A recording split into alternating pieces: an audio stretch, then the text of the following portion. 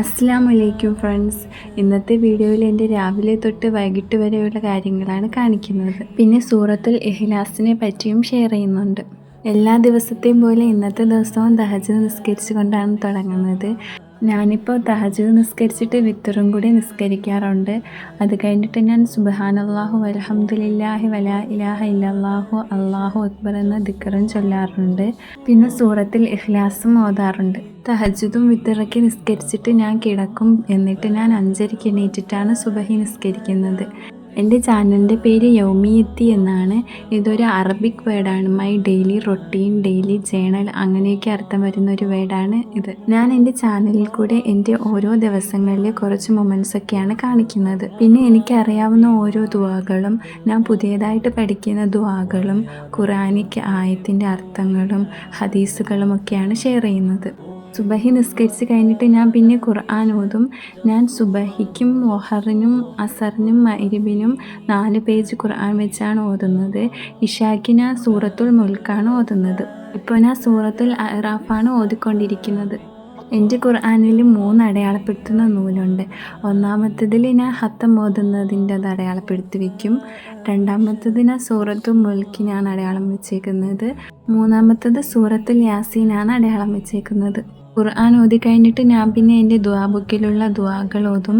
ഇന്നത്തെ വീഡിയോയിൽ ഞാൻ പിന്നെ ഹദീസിലുള്ള അള്ളാഹുവിൻ്റെ സ്നേഹം കിട്ടാൻ വേണ്ടിയിട്ടുള്ള ഒരു ദുആയും കൂടെ പറയുന്നുണ്ട്. ദുആയ്ക്ക് ഓതി കഴിഞ്ഞിട്ട് ഞാൻ പിന്നെ ഖുർആൻ ജേർണലിംഗ് ചെയ്യുന്ന ബുക്കിൽ നിന്ന് ഓരോ ആയത്തുകളുടെ അർത്ഥമൊക്കെ പിന്നെയും വായിച്ച് നോക്കി മനസ്സിലാക്കാറുണ്ട്, മറന്നു പോകാതിരിക്കാൻ വേണ്ടിയിട്ട്. സൂറത്തുൽ ഫാത്തിഹയുടെ അർത്ഥവും ഹദീസൊക്കെ പഠിച്ചപ്പോൾ ഇപ്പോൾ നിസ്കാരത്തിൽ ഫാത്തിഹ ഓതുമ്പോഴത്തേക്ക് അർത്ഥവും ഹദീസിൽ അള്ളാഹു നമുക്ക് റിപ്ലൈ തരുന്നുണ്ടെന്ന് പറഞ്ഞതുമൊക്കെ മനസ്സിൽ വരും. അപ്പോൾ നിങ്ങളും ഫാത്തിഹയുടെ അർത്ഥവും ഹദീസൊക്കെ പഠിച്ചാൽ നിങ്ങൾക്കും നിസ്കാരത്തിൽ നല്ല ശ്രദ്ധ കിട്ടും. നിസ്കാരമൊക്കെ കഴിഞ്ഞിട്ട് ഞാൻ പിന്നെ രാവിലെ തന്നെ ചെടിക്ക് വെള്ളമൊക്കെ ഒഴിച്ച് കൊടുത്ത് പിന്നെ ബെഡ്ഷീറ്റൊക്കെ നേരെയാക്കി ബെഡൊക്കെ ക്ലീൻ ചെയ്തിട്ട് പത്രം എടുക്കാൻ പോകും. ഇപ്പോൾ പത്രം എടുക്കാൻ പോകുമ്പോഴത്തേക്കും എന്നും വരാറുള്ള പൂച്ച വരത്തില്ല. അത് പ്രഗ്നൻ്റ് ആയിരുന്നെന്ന് ഞാൻ പറഞ്ഞായിരുന്നല്ലോ. ഇപ്പോൾ അതിന് കുഞ്ഞുങ്ങളൊക്കെ ആയി. പത്രമൊക്കെ എടുത്തിട്ട് ഞാൻ പിന്നെ ചായ കുടിക്കും. ചായ കുടിച്ചിട്ട് വീടൊക്കെ ക്ലീൻ ചെയ്യും. പറഞ്ഞതൊക്കെ വെച്ച് അള്ളാഹുവിലേക്ക് അടുക്കാനും ഖുർആൻ ഓതാൻ മോട്ടിവേഷൻ കിട്ടി എന്നൊക്കെ പറയുന്ന കമൻസ് കാണുമ്പോഴത്തേക്ക് എനിക്ക് സന്തോഷം വരാറുണ്ട്. ഞാൻ പറയുന്നതൊക്കെ വെച്ച് നിങ്ങൾ അള്ളാഹുവിലേക്ക് അടുക്കുന്നെങ്കിൽ എനിക്കും അള്ളാഹുവിൻ്റെ നിന്ന് പ്രതിഫലം കിട്ടും. പിന്നെ മടിയും ഉറക്കവും കൊണ്ട് സുബഹി നിസ്കരിക്കാനൊന്നും പറ്റുന്നില്ല എന്നൊക്കെ പറഞ്ഞുള്ള കമൻ്റൊക്കെ കാണും. ഞാൻ എപ്പോഴും പറയാറുള്ളത് പോലെ അള്ളാഹുവിൻ്റെ അടുത്ത് സത്യം ചെയ്യണം, ഒരിക്കലും ഇനി നിസ്കാരവും നഷ്ടപ്പെടുത്തത്തില്ല എന്ന് പറഞ്ഞു. അപ്പോൾ നിങ്ങൾക്ക് ഒരു നിസ്കാരം പോലും നഷ്ടപ്പെടുത്താൻ തോന്നത്തില്ല. ഞാൻ എൻ്റെ ജീവിതത്തിലെ അനുഭവം വെച്ചിട്ടാണ് പറയുന്നത്. ഞാൻ എൻ്റെ 17ാമത്തെ വയസ്സിലാണ് അള്ളാഹുവിൻ്റെ അടുത്ത് സത്യം ചെയ്തത്, ഇനി ഒരിക്കലും നിസ്കാരം നഷ്ടപ്പെടുത്തത്തില്ല എന്ന്. അതിനുശേഷം ഞാൻ ഒരു നിസ്കാരം പോലും നഷ്ടപ്പെടുത്തിയിട്ടില്ല. അടുത്ത മന്ത് എനിക്ക് 23 വയസ്സാകും. അപ്പോൾ 6 വർഷം കൊണ്ട് ഞാൻ ഒരു നിസ്കാരം പോലും നഷ്ടപ്പെടുത്താതെ നിസ്കരിച്ചിട്ടുണ്ട്. ഞാൻ നിങ്ങൾക്ക് മോട്ടിവേഷൻ കിട്ടാൻ വേണ്ടിയിട്ടാണ് ഇത് പറയുന്നത്. പിന്നെ എൻ്റെ അടുത്ത് കുറച്ച് പേരൊക്കെ ഇൻസ്റ്റഗ്രാം ഐ ഡി ചോദിച്ചായിരുന്നു. കുറച്ചെന്ന് പറയുമ്പോൾ 3-4 പേരൊക്കെ. എനിക്കെൻ്റെ ഐ ഡി പബ്ലിക്കാക്കാൻ താല്പര്യമില്ലാത്തതുകൊണ്ടാണ് ഞാൻ ഷെയർ ചെയ്യാത്തത്. നിങ്ങൾക്ക് എൻ്റെ അടുത്ത് എന്തെങ്കിലും ചോദിക്കണം എന്നുണ്ടെങ്കിൽ കമൻറ്റ് ചെയ്താൽ മതി. ഞാൻ എല്ലാ കമൻറ്റിനും റിപ്ലൈ കൊടുക്കാറുണ്ട്. പിന്നെ നിങ്ങൾക്ക് എന്തെങ്കിലും എൻ്റെ അടുത്ത് പേഴ്സണലായിട്ട് പറയാനുണ്ടെങ്കിൽ നിങ്ങൾ ഇൻസ്റ്റ ഐ ഡി കമൻറ്റ് ചെയ്താൽ മതി. ഇനി നിങ്ങൾക്ക് ഞാൻ അള്ളാഹുവിൻ്റെ സ്നേഹം കിട്ടാൻ വേണ്ടിയിട്ടുള്ള ഒരു ദുആ പറഞ്ഞു തരാം. അല്ലാഹുമ്മ ഇന്നി അസ്അലുക ഹുബ്ബക വഹുബ്ബ മൻ യുഹിബ്ബുക വൽ അമലല്ലദീ യുബല്ലിഉനി ഹുബ്ബക അല്ലാഹുമ്മ ജഅൽ ഹുബ്ബക അഹബ്ബ ഇലയ്യ മിൻ നഫ്സി വ അഹ്ലി വ മിനൽ മാഇൽ ബാരിദി. അല്ലാഹുവേ, ഞാൻ നിനക്കുള്ള സ്നേഹവും നിന്നെ സ്നേഹിക്കുന്നവരുടെ സ്നേഹവും നിൻ്റെ സ്നേഹം എനിക്ക് നേടിക്കൊടുക്കുന്ന പ്രവൃത്തികളും ഞാൻ നിന്നോട് ചോദിക്കുന്നു. അല്ലാഹുവേ, നിൻ്റെ സ്നേഹം എൻ്റെ ആത്മാവിനേക്കാൾ, എൻ്റെ കുടുംബത്തേക്കാൾ, ശീതളമായ വെള്ളത്തേക്കാൾ എനിക്ക് പ്രിയങ്കരമായി തീരട്ടെ. ഇങ്ങനെയാണ് ഈ ദുആയുടെ അർത്ഥം.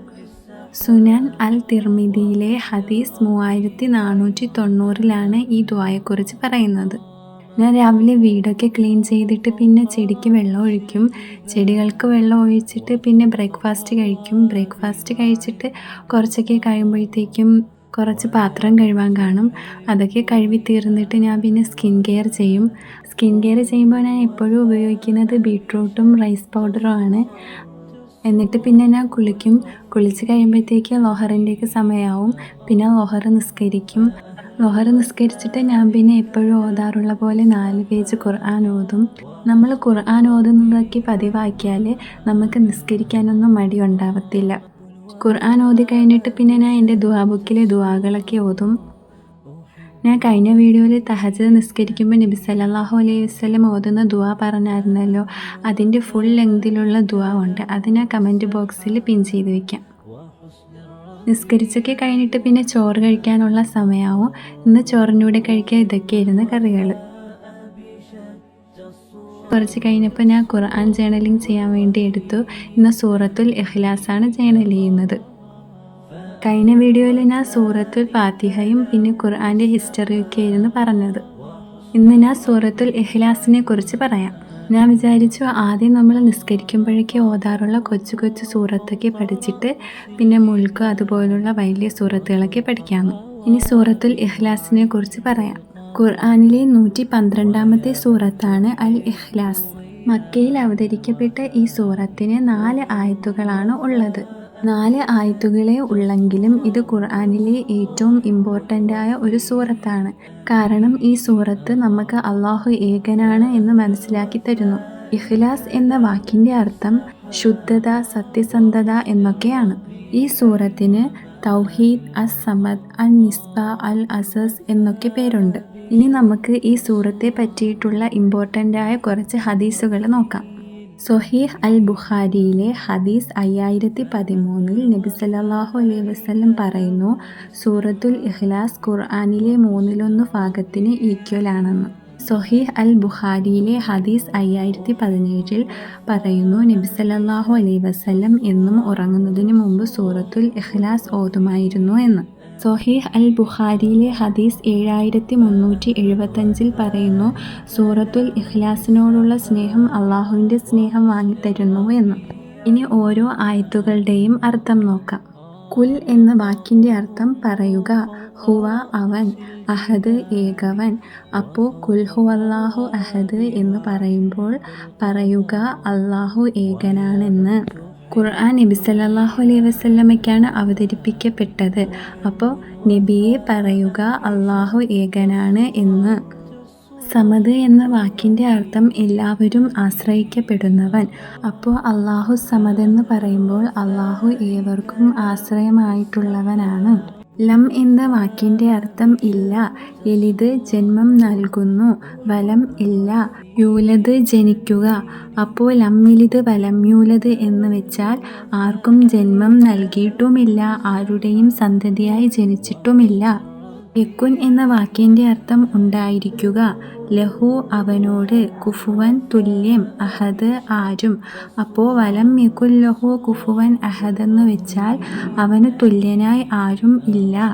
അപ്പോൾ മൊത്തത്തിലുള്ള അർത്ഥം നബിയെ പറയുക അള്ളാഹു ഏകനാണ്, അള്ളാഹു ഏവർക്കും ആശ്രയവുമായിട്ടുള്ളവനാണ്, അവൻ ആർക്കും ജന്മം നൽകിയിട്ടില്ല, ആരുടെയും സന്തതിയായി ജനിച്ചിട്ടുമില്ല, അവന് തുല്യനായി ആരും ഇല്ലതാനും. അപ്പോൾ ഈ സൂറത്ത് മനസ്സിലാക്കിയ വെച്ച് നമുക്ക് നമ്മുടെ ജീവിതത്തിൽ എന്തൊക്കെ മാറ്റം വരുത്താമെന്ന് നോക്കാം. ഒന്നാമത്തത്, നമുക്ക് എല്ലാ അന്ധവിശ്വാസങ്ങളിൽ നിന്നും ശിർക്കുകളിൽ നിന്നും മറ്റുള്ള വിശ്വാസങ്ങളിൽ നിന്നും നമ്മൾ മാറി നിൽക്കണം. നമ്മുടെ എല്ലാ വിശ്വാസവും അള്ളാഹുവിൽ അർപ്പിച്ച് അള്ളാഹു മാത്രം മതി നമുക്ക് എന്ന് തീരുമാനിക്കണം. നമ്മുടെ ജീവിതത്തിൽ നമ്മൾ സത്യസന്ധതയോടുകൂടിയും ശുദ്ധതയോടുകൂടിയും നമ്മുടെ ഓരോ പ്രവൃത്തിയും ചെയ്യണം. എല്ലാ കാര്യങ്ങളും നമ്മൾ അള്ളാഹുവിൻ്റെ പ്രതിഫലത്തിന് വേണ്ടി മാത്രം ചെയ്യണം. ഇനി നിസ്കാരത്തിൽ നമ്മൾ സൂറത്തുൽ ഇഖ്ലാസ് ഓതുമ്പോൾ സൂറത്തുൽ ഇഖ്ലാസിൻ്റെ അർത്ഥം മനസ്സിൽ വിചാരിച്ചിട്ട് ഓതണം.